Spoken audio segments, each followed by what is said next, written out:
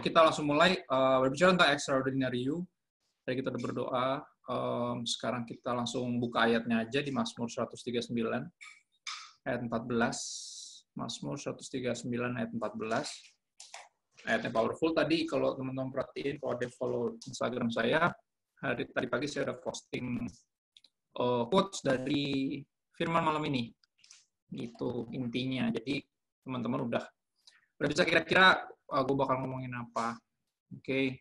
Gue tulis di situ, kita nggak mungkin biasa-biasa aja karena Tuhan kita luar biasa. Artinya kita kan tahu kita diciptain sama Tuhan. Ya kalau Tuhan yang luar biasa tuh nggak pernah menciptakan sesuatu yang biasa. Gitu. Jadi kurang lebih seperti itu. Aku bikin bilingual sama bahasa Inggris biar extraordinary. Gitu. Ya kan biar tidak biasa. Biasanya kan bikin quotes bahasa Indonesia. Dan Oke, Mazmur 139 ayat 14, ayatnya cukup sederhana. Aku bersyukur kepadamu, M-nya besar, berarti kepadamu Tuhan. Oleh karena kejadianku dahsyat dan ajaib. Kejadian artinya aku diciptakan. Ya, dahsyat dan ajaib. Ajaib apa yang kau buat, ya, ajaib perbuatanmu, ajaib karyamu. Istilahnya engkau sebagai pencipta, saya ciptaanmu. Ajaib engkau, ajaib apa yang kau buat dan jiwaku benar-benar menyadarinya. Ya, ini udah jadi rangkuman sebenarnya. Ya, kita menyadari di sini ada dua. Yang pertama, manusia menyadari, kalau di sini Daud, tapi ini kita bisa pakai ini kita sendiri. Ya, kita menyadari bahwa Tuhan itu ajaib, ya, Tuhan itu extraordinary, dan kita itu ciptaannya. Nah, kita bersyukur bahwa seperti se-extraordinary pencipta kita diciptakan juga seperti itu. Ya, ajaib dan dahsyat. Ya, itu yang kita pegang dulu, teman-teman. Kita pegang dulu nih kebenarannya, soalnya kita akan belajar dari sini. Ada at least berapa poin nih?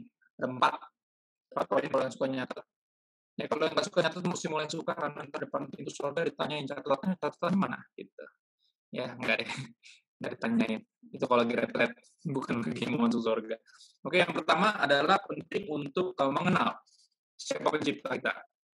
Karena gini, kita seringkali meletakkan kita punya security di apa kata orang atau apa kata dunia ini. Jadi menurut orang sama menurut dunia ini.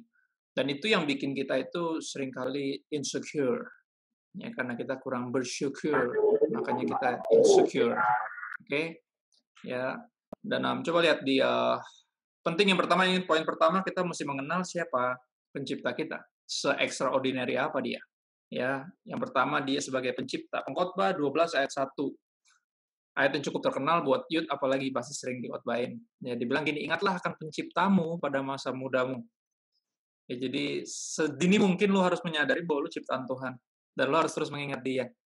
Ya, Tuhan nggak pernah iseng. Artinya Tuhan punya tujuan dahsyat ketika dia bikin lo. Makanya dari awal, dari muda tuh harus ingat. Ya, harus tahu siapa yang nyiptain. Kalau yang nyiptain extraordinary, pasti kita juga diciptakan sebagai extraordinary people. Ya, ingatlah akan penciptamu pada masa mudamu. Yang kedua, kita mesti mengenal dia. Ya, yang pertama tahu tentang dia bahwa dia itu pencipta. Yang kedua, kita harus mengenal dia sebagai Tuhan kita. Tuhan artinya dia atasan kita. Ya, Kolose 3:24, ini ayat kurang terkenal, yang terkenal ayat 23. Apapun yang lu kerjakan dengan segenap hati seperti untuk Tuhan dan bukan untuk manusia. Ayat 24 kurang populer, tapi harus gue bacain malam ini biar teman-teman tahu. Kamu tahu bahwa dari Tuhanlah kamu akan menerima bagian yang ditentukan sebagai upah. Kristus adalah Tuhan dan kamu hambanya. Ini yang gue bilang, kenapa anak-anak Tuhan, orang Kristen, extraordinary. Karena kita bukan budak dosa. Kita hamba Tuhan. Ya, baca nggak ayat itu? Siapapun yang menganggap Kristus sebagai Tuhan adalah hamba-hambanya. Jadi kalau dengar kata hambanya itu, dari dulu kata hambanya ini, hamba Tuhan ini udah terlalu identik sama pendeta. Ya, padahal di lapangan, sore itu ini kan kita udah cukup dewasa ya, maksudnya youth, umur-umur youth harusnya udah oke. Youth dan teens sudah mesti ngerti.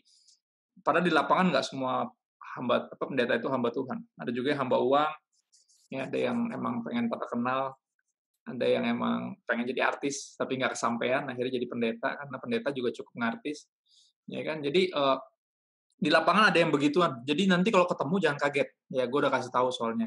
Jadi jangan jangan kepahitan. Soalnya gini, seringkali orang kepahitan sama Tuhan karena kecewa sama manusia. That's just weird. Atau kebalik lebih tepatnya. Orang seringkali kecewa sama Tuhan karena kepahitan sama manusia. Ya, tapi teman-teman mesti menyadari bahwa kata hamba Tuhan di sini artinya devosi, bukan profesi. Ya, hamba Tuhan itu sikap hati, orang yang menghamba kepada Kristus. Kristus adalah Tuhan dan kita hamba-hambanya. Ya, siapapun kita, apapun profesi kita, kalau kita hidup ya melakukan semuanya dengan segenap hati seperti untuk Tuhan, bukan untuk manusia, bukan bukan untuk diri kita sendiri, kita disebut hamba Tuhan. Ya, karena kita profesi bisa macam-macam, tapi ini bicara devosi.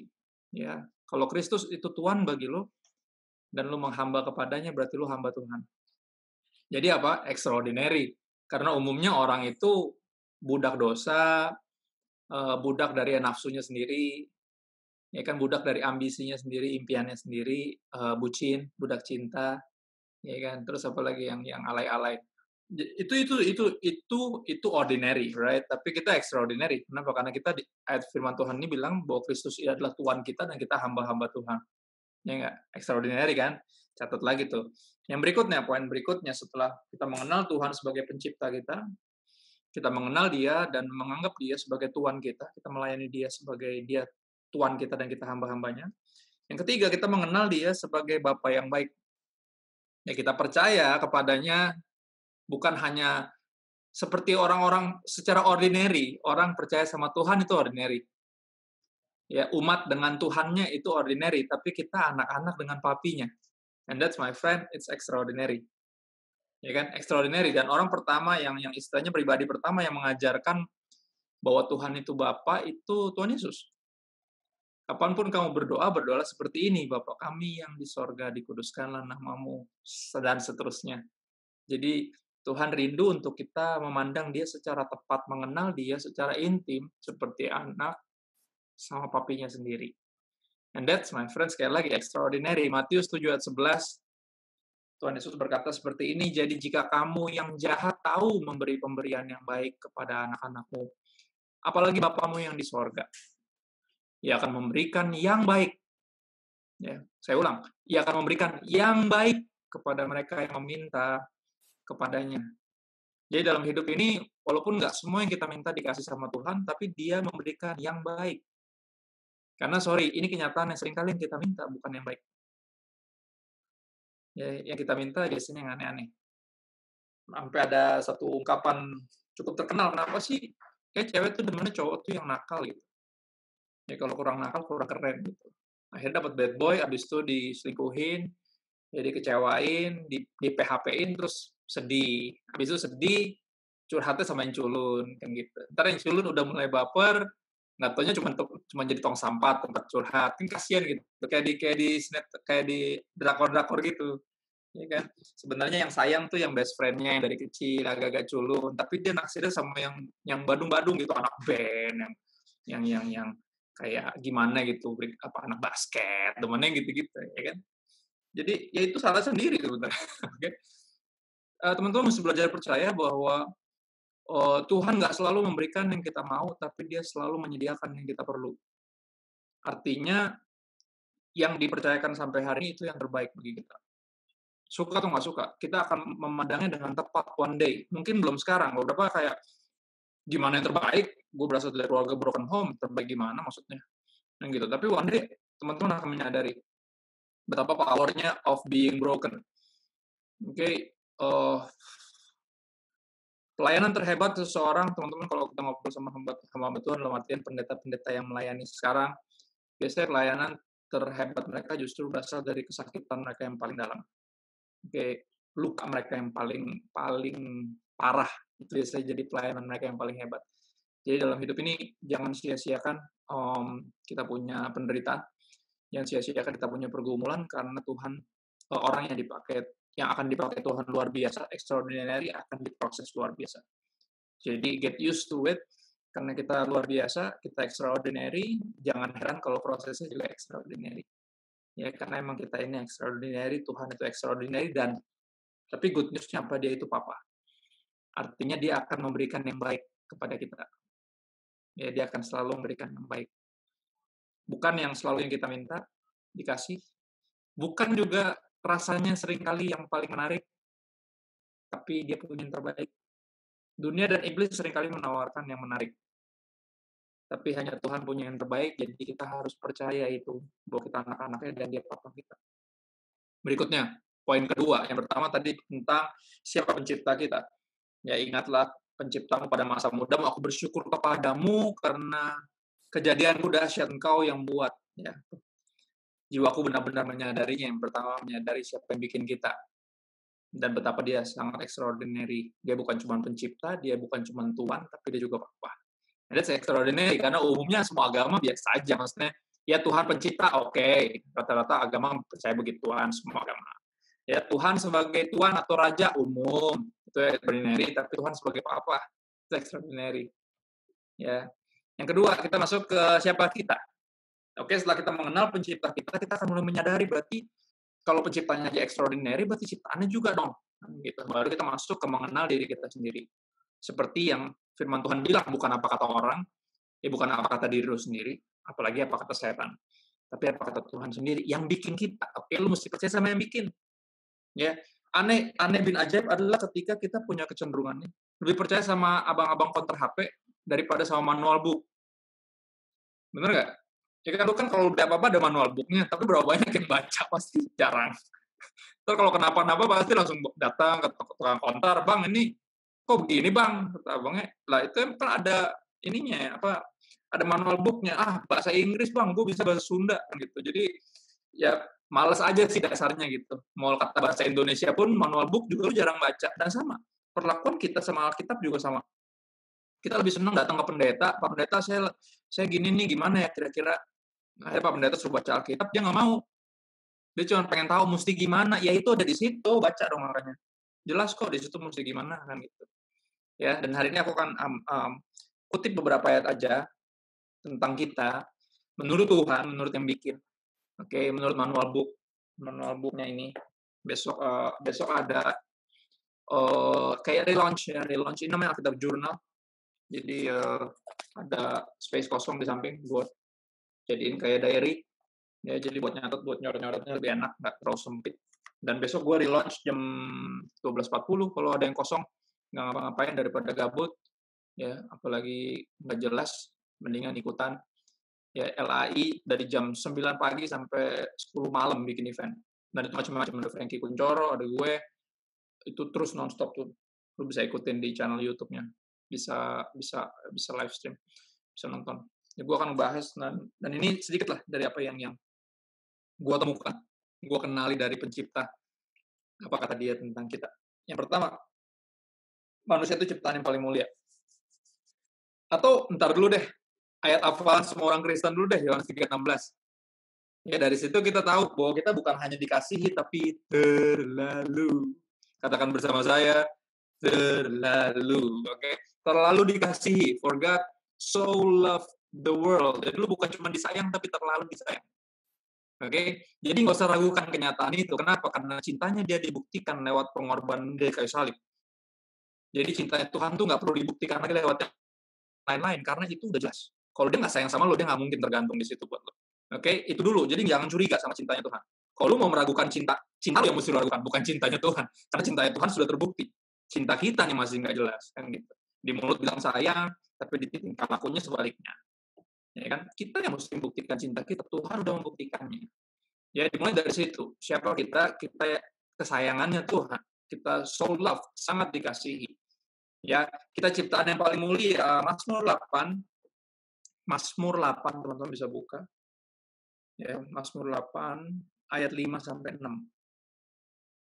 Mazmur 8 ayat 5 sampai 6 dikatakan seperti ini. Apakah manusia sehingga engkau mengingatnya? Engkaunya besar itu Tuhan. Jadi manusia di hadapan Tuhan bertanya, Tuhan siapa saya sampai engkau mengingat saya? Ya. Apakah anak manusia sehingga engkau mengindahkannya? Oke, sampai engkau bukan hanya mengingat saya tapi juga memperhatikan saya, mengindahkan itu artinya. Lawannya itu mengabaikan, tidak mengindahkan, cuekin. Ya, tapi bukan cuma diingat, tapi benar-benar diperhatiin. Ya, Namun Engkau telah membuat kami manusia ini, manusia biasa ini Tuhan, hampir sama seperti Engkau, seperti Allah, dan telah memahkotai kami dengan kemuliaan dan hormat. Amazing. Ini kata firman Tuhan. Kita ciptaan yang paling mulia. Malaikat itu di bawah kita. Makanya kalau ada yang dibilang ngiri, ya mungkin Lucifer kemungkinan besar ngiri. Dia ngiri ngelihat cintanya Tuhan tuh besar banget ke manusia. Padahal manusia yang punya banyak kelemahan, punya keinginan daging. Tapi ini menarik, karena kita punya keinginan daging, kita jadi bisa diampuni. Kalau iblis sebenarnya nggak punya keinginan daging. Orang yang nggak punya daging, dia kan roh. Ya, tapi dia memberontak, makanya nggak ada kesempatan kedua. Lagian kalau dikasih juga nggak dipakai sama dia. Nggak percaya? Baca deh manual booknya sampai habis. Lu lihat deh, nanti dia sempat dikurung 1000 tahun. Ya kan, di neraka. Terus sempat dilepasin. Gue dulu berpikir gini loh, ada yang namanya purgatori. Ya, teman-teman Katolik, terus berapa aliran kekristenan, sedikit sih, ada yang percaya purgatori. Artinya kayak neraka itu cuma sementara, lu disucikan, jadi lu pasti kan nyesel tuh, disiksa, ayo, ya Tuhan, ampun, aku nyesel, kan gitu. Ya, jadi disucikan, nanti pas udah suci, dilepasin, nanti udah benar-benar bertobat, karena udah dihukum. Gitu. Kayak penjara gitu loh, sistemnya. Jadi dalam dibikin kapok, nanti keluar udah jadi orang yang lebih baik. Ya kan? Kalau di dalam juga jual narkoba, malah jadi gangster, ya kan? Ujung-ujungnya nggak jadi lebih baik juga. Nah, dipikir neraka tuh semacam itu.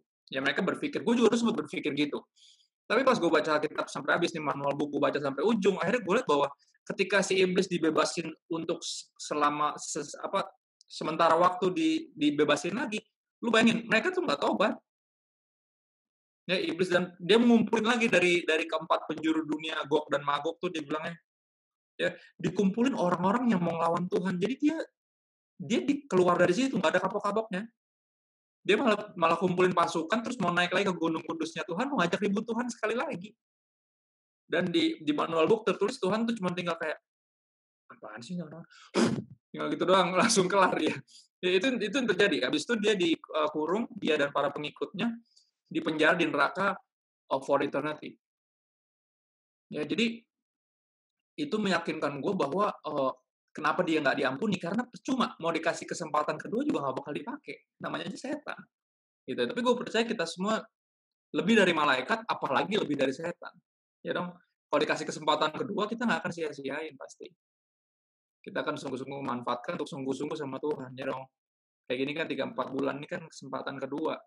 Nggak sedikit yang meninggal karena COVID, bahkan ada pendeta-pendeta juga, tapi kita masih hidup sampai hari ini. Ya, jangan sia-siain kesempatan itu. Jangan sebodoh setan. Yang adalah malaikat tadinya. Ya, kita ini manusia yang walaupun pernah berdosa, tapi diampuni. Dan dibilang kita ini ciptaan yang paling mulia. Itu menurut manual book, menurut Tuhan. Menurut Sang Pencipta. Jadi, lu catat, ambil aja, kan itu kenyataannya. Oke, yang kedua, siapa kita? Kita ini anak Tuhan. Nah, ini yang menarik. Lukas 6. Lukas 6 ayat 35 sampai 36. Ada orang bertanya kayak gini, kenapa sih mesti Yesus yang tersalib di kayu salib? Kenapa mesti anak Allah? Atau pertanyaannya sebenarnya salah, dia sebut kayak gini, kalau Yesus anak Allah, terus bidannya siapa? Ya, itu pertanyaan rese sebenarnya. Gue dulu nafsu jawabnya pakai emosi, cuman akhirnya gue bilang, ya percuma, dia emang ini maksudnya ngebully, bukan untuk bertanya. Nah, akhirnya gue tahu gue mesti bisa jelasin kenapa mesti manusia yang tergantung di kayu salib. Kenapa sampai Yesus, firman Tuhan, mesti jadi manusia. Ya, kenapa mesti manusia yang tergantung di sana? Karena ingat, dia tergantung di sana untuk membayar kita sebagai pengganti. Siapa kita? Manusia. Makanya mesti yang tergantung di sana mesti manusia. Nggak bisa malaikat. Nggak adil itu berarti. Ya kan? Dan siapa yang tergantung di sana? Anak Allah. Tadi Yohanes 3:16, karena begitu besar kasih Allah akan dunia ini sehingga dia menganugerahkan anaknya itu enggak. Oke, kenapa mesti anak Allah yang tergantung di sana? Karena sekali lagi sebagai pengganti. Kalau yang gantiin anak Allah, berarti yang digantiin siapa? Anak-anak Allah, benar nggak? Anda dan saya, kita anak-anak Tuhan. Makanya mesti anak Allah yang tergantung di situ, nggak bisa sembarang. Nggak bisa nabi, nggak bisa malaikat, mesti anak Allah yang tergantung. Kenapa? Karena dia menggantikan kita. Karena kita adalah anak-anak Tuhan, perhatiin. Lukas 6, 35, 36, tetapi kamu kasihilah musuhmu dan berbuatlah baik kepada mereka dan pinjamkan dengan tidak mengharapkan balasan. Maka upahmu akan besar dan kamu akan menjadi, atau aslinya disebut bahasa aslinya, kamu akan dilihat sebagai atau terbukti sebagai anak-anak Allah yang maha tinggi. Lihat, kasih kita membuktikan kita anak siapa. Menarik. Perhatiin lagi, lanjut. Sebab ia, siapa? Allah yang maha tinggi, itu baik terhadap orang-orang yang tidak tahu terima kasih dan terhadap orang-orang jahat. Ya, hendaklah kamu murah hati sama seperti Bapamu adalah murah hati. Ya, makanya kalau ada orang Kristen pelit, dia anak siapa? Bingung gue. Ya kan? Kalau lu pelit, bapak lu murah hati, lu anak siapa? Kan gitu. Mestinya kan like father, like son. Ya, yang artinya seperti bapak sayang anaknya. Oh enggak, itu bukannya salah. Ya, seperti ya, tapi it's true. Ya, kita nggak bisa terus pelit, terus pendendam, terus pembalas dendam, terus sama jahatnya sama jahatin kita. Kalau kita anak Tuhan, kita nggak bisa. Kita pasti akan bermurah hati. Kita pasti akan, oke deh, lepaskan pengampunan.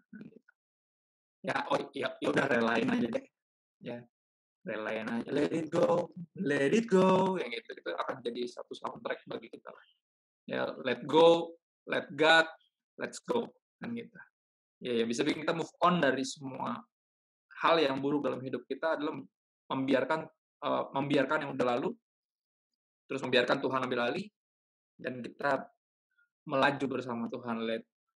Let go, let God, let's go. Dan itu penting. Oke. Berikutnya, yang ketiga dari poin kedua.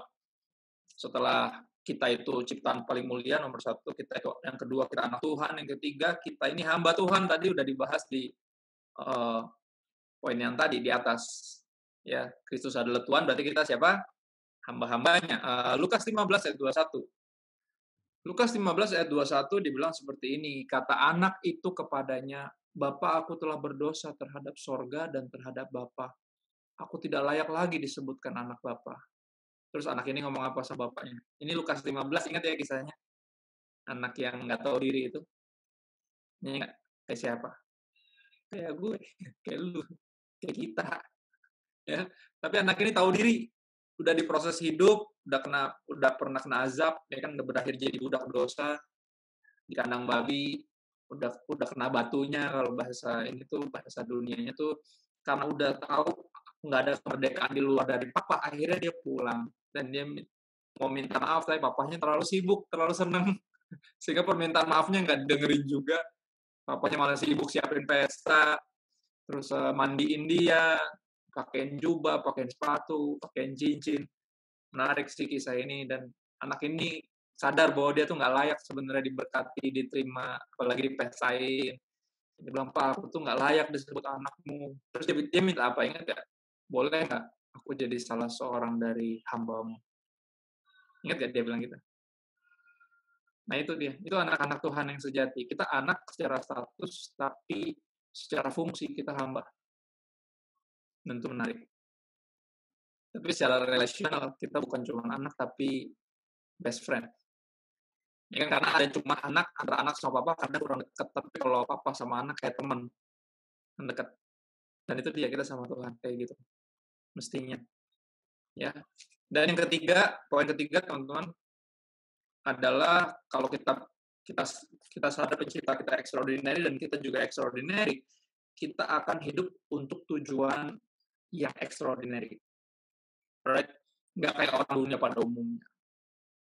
Ya, Matius 5 ayat 13 sampai 16.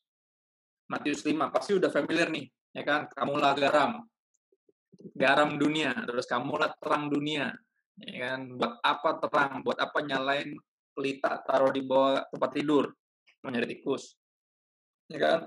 Pelita cocoknya ditaruh di atas kaki Dian sehingga menerangi orang-orang yang ada di rumah itu. Terus dibilang apa? Hendaklah demikian terangmu bercahaya di hadapan orang, supaya mereka melihat perbuatanmu yang baik dan memuji, wah ternyata Kristus orang yang saleh, enggak, dan memuliakan Bapamu yang di sorga, benar ya? Ya jadi kalau lu extraordinary, diciptakan oleh Tuhan yang extraordinary, tujuan hidup lo nggak mungkin ordinary.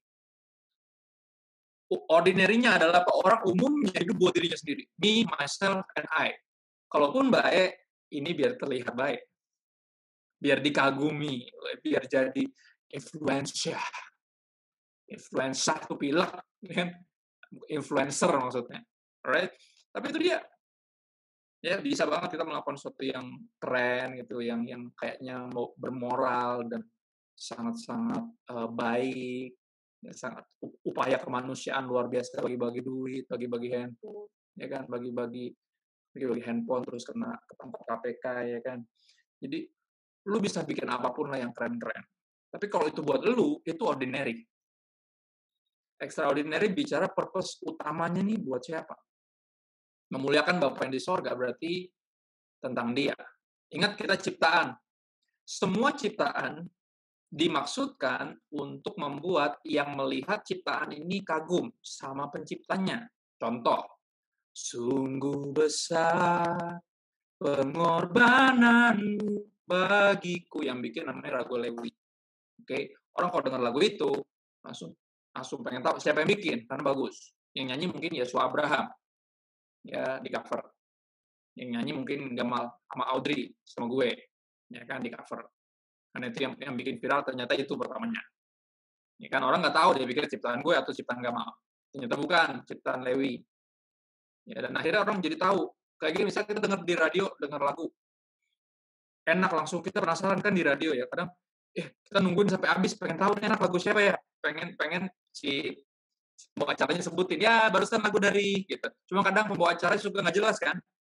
Habis itu dia malah mau cek itu siapa yang nyanyi, coy. Enak itu kan, gitu. Jadi, lagu yang bagus, lagu yang enak itu emang dirancang untuk bikin orang penasaran siapa yang bikin. Ya, lukisan mural misalnya di tembok, graffiti misalnya. Gua ya sedikit banyak anak hip hop lah, ya sedang. Ya kan? Jadi kalau gue melihat ada gambar mural yang bagus, gue penasaran nih siapa nih yang bikin. Keren banget nih, kan gitu. Ya kita lihat lukisan yang bagus, pasti kita penasaran siapa yang lukis. Sama kalau orang lihat kita mestinya, ya dia penasaran siapa sih Tuhan yang bikin nih. Kok kita extraordinary banget sih, ngerti nggak maksudnya? Dan kita dirancang seperti itu. Ya, kita dirancang untuk bawa kemuliaan bagi Tuhan, bukan buat diri kita sendiri. Karena kalau kita bawa kemuliaan buat diri kita sendiri, kita ordinary. Karena semua orang kayak gitu. Tapi anak-anak Tuhan, hidup tujuannya, purpose-nya, untuk Tuhan. Ya, yang pertama, untuk jadi berkat. Ada 2 poin berkaitan dengan purpose. Ya, berkaitan dengan purpose yang extraordinary. Yang pertama, untuk jadi berkat. Kejadian 12 ayat 2. Teman-teman pasti hafal ini, Kejadian 12 ayat 2. Nggak hafal deh. Hafalnya kan Yohanes 3 ayat 16. Lupa gue. Yuk. Kejadian 12 ayat 2 berarti mesti dibuka. Ya, coba lihat. Kejadian 12 ayat 2 dibilang seperti ini. Aku akan membuat engkau menjadi bangsa yang besar. Tuhan ngomong sama Abraham. Ya, keturunanmu akan banyak seperti bintang di langit dan pasir di pantai. Sedap. Ya. Aku akan membuat kau jadi bangsa yang besar dan memberkati engkau. Wih, haleluya, ya kan, kalau bicara berkat siapa yang nggak mau, ya. Dan berkati engkau serta membuat namamu masyhur. Bahasa Inggrisnya you will be famous. Bede, gila, follower lo 28 juta orang semua tuh. Nggak ada peninggi badan sama pembesar harga diri, nggak ada. Nih, nggak ada, semua orang. Oke, okay? You will be famous. Jadi orang kalau identik udah terkenal gitu ya, entah yang mendadak terkenal karena viral, karena kontroversi gitu ya, atau yang benar-benar dari nol terus akhirnya jadi artis. Identik sama apa kalau udah terkenal? Ya gak? Identiknya kaya. Tapi yang menarik, lihat, Tuhan memberkati Abraham serta membuat namanya terkenal untuk jadi apa? Untuk jadi kaya. Coba baca ayatnya. Dan engkau akan menjadi apa? Kaya? Enggak. Kau akan jadi berkat. Men, kalau lu hidup cuma buat jadi kaya, itu ordinary. Tapi kalau lu rindu selama masih ada, selama masih bisa, pengen hidup jadi berkat, itu extraordinary. Itu extraordinary. Karena kalau jadi kaya tuh otaknya cuma gini, kalau ngeliat orang tuh kayak ngeliat prospek tuh, nggak, kayak gue nongkrong sama lo, kenalan sama lo, apa untungnya buat gue? Ya, berapa lagi yang bisa gue dapat?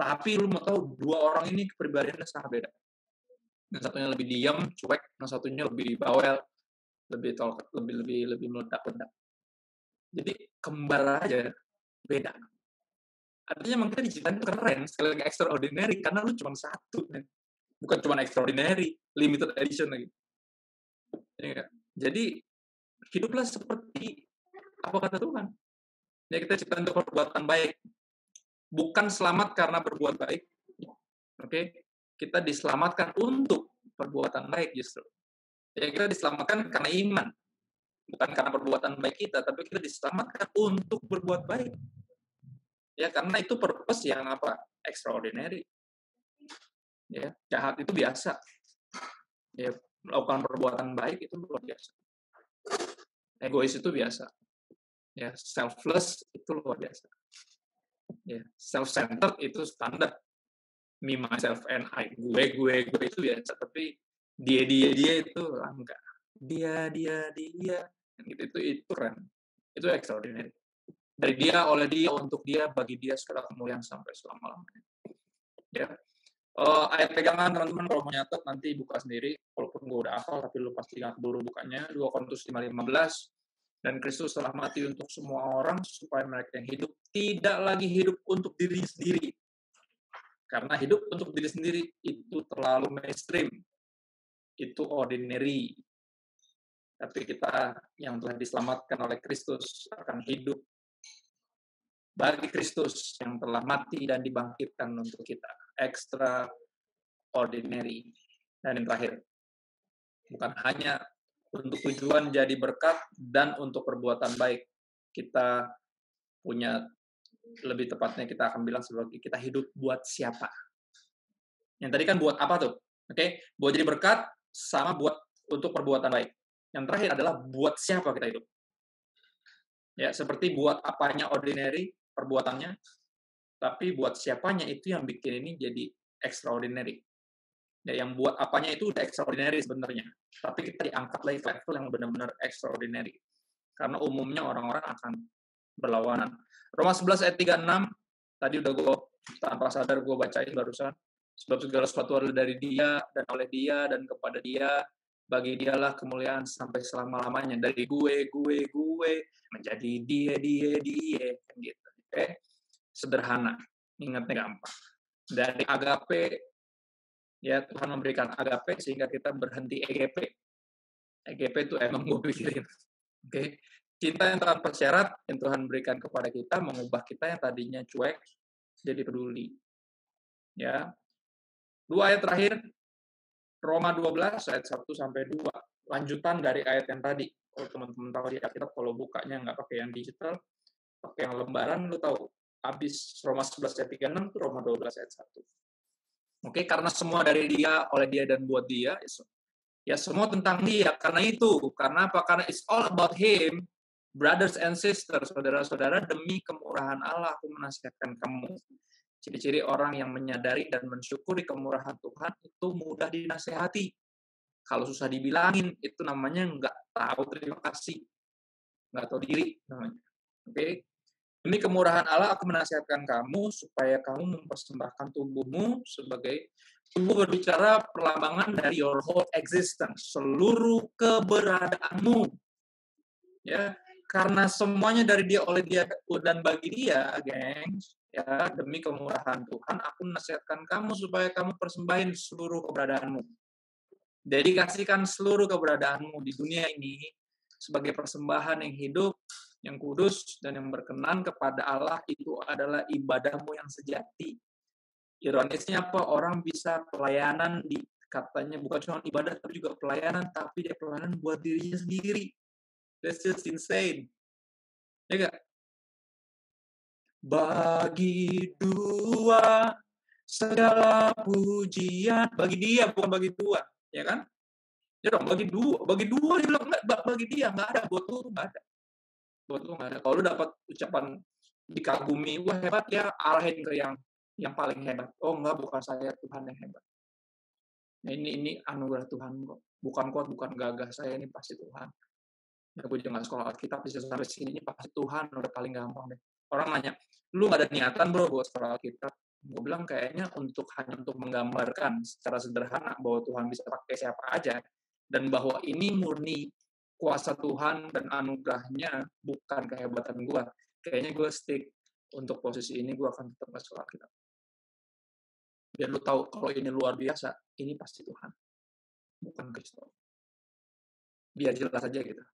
Soalnya kadang ketika kompetensi lu tambahin, kadang orang agak suka susah melihatnya. Berapa kali ada orang yang bilang kayak gitu, ya tapi kan lu juga, itu kan lu nya juga bro, kayak gitu-gitu. Terus aku bilang, nah, itu dia semua. Ya gue tuh cuma berjana karena lihat yang dipercayakan kemuliaan di dalam diri gue. Roh Tuhan mau tinggal di sini. Di luar ini cuma debu yang secara ordinary sebenarnya akan kembali menjadi debu. Tapi debu ini yang mestinya kembali jadi debu ditebus dengan darah yang mahal, dan itu menjadikan gue debu ini jadi berharga, jadi extraordinary. Di luar dari itu, gue manusia biasa. Kita semua manusia biasa. There's no extraordinary you. There's only extraordinary you. Ya, huruf besar, dan when you, ketika ya huruf besar itu tinggal di dalam lo, and then kita jadi extraordinary. Ya, makanya orang yang walaupun ada Roh Kudus di dalamnya, tapi selalu mengabaikan Roh Kudus dan terus mengikuti hawa nafsu, dia akan jadi ordinary. Karunia-nya tinggi. Ya kan, khotbah, rebah-rebah orang, ya kan, sembuhin orang sakit, ngusir setan. Ya kan, tapi kalau dia terus hidup dalam dosa, dia ordinary, nggak ada extraordinary-nya. Cuma sakti aja. Terus kenapa emang kalau sakti masuk surga? Tuhan, bukankah aku sudah bernubuat mengusir setan, menyembuhkan banyak orang sakit demi namamu? Siapa lu, kata Tuhan. Lihat gak? Ordinary sebenarnya kita, bukan extraordinary-nya kita, tapi Tuhan. Roh Kudus yang memampukan kita untuk tidak hidup bagi diri sendiri, menyadarkan kita bahwa it's all about me. Oke, ini bukan tentang lu dan lu, ini tentang gue, kata Tuhan. Ya bukan gue. Ya lu ngomong gitu, tapi dia. Makanya Roma 12 ayat 2 kan. Ini kan terkenal nih, kalau khotbah Diut pasti rata-rata kok ayatnya ini, atau 1 Timotius 4 ayat 12. Jangan seorang menganggap kau rendah karena kau muda, kan gitu. Akhirnya anak-anak muda nggak pernah belajar humility. Nggak suka direndahin, jadinya jadi songong. Karena nggak terima, gue nggak boleh direndahin. Kan ayatnya bilang gue nggak boleh. Ya kalau nggak mau direndahin, jangan songong. Jadilah teladan. Kan gitu.